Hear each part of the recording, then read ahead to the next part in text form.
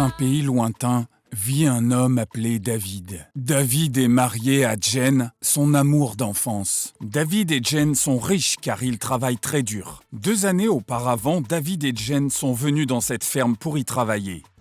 Ils se disent toujours des mots gentils l'un à l'autre. Mon amour, Jane, je t'aime comme jamais je ne t'ai jamais aimé. Tu es si étonnante. Une femme vertueuse.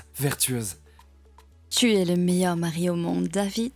Une femme appelée Mama Bomboy et son petit Choukudi rendent visite à la ferme de David et Jen. Judy, allons dire bonjour à David et Jane. Je crois que tu les connais, n'est-ce pas? Oui, je les connais, maman.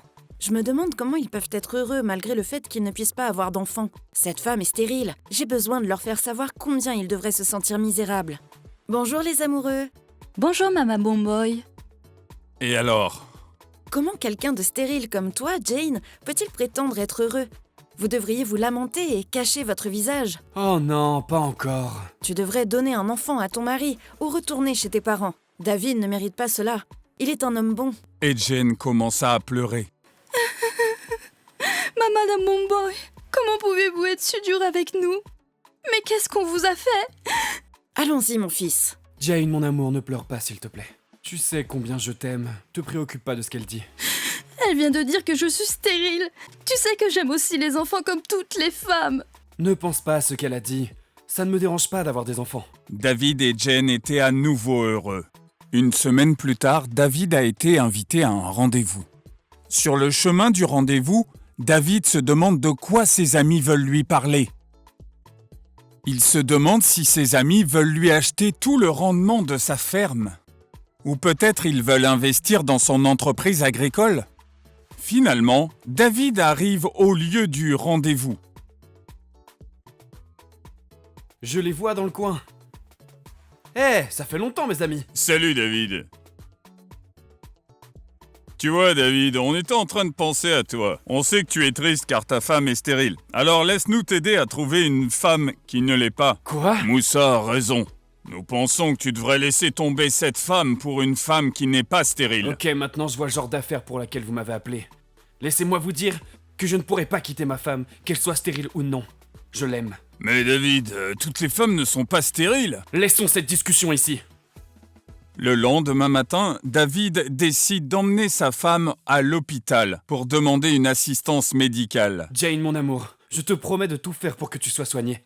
Oh, merci, David. À l'hôpital. Bonjour. Bonjour. Docteur, j'ai amené ma femme pour le traitement. Vous pensez qu'elle est stérile? Ce n'est pas grave, mais vous ne pouvez pas le savoir avant que nous fassions le test. C'est peut-être vous qui souffrez d'infertilité. Qu'est-ce que... Moi? Pas question. Un homme n'est jamais stérile. Les hommes aussi peuvent être stériles. Espérons que vous en sortiez tous les deux. Espérons. Après avoir fait tous les tests, c'est finalement David qui a un problème qui cause l'infertilité.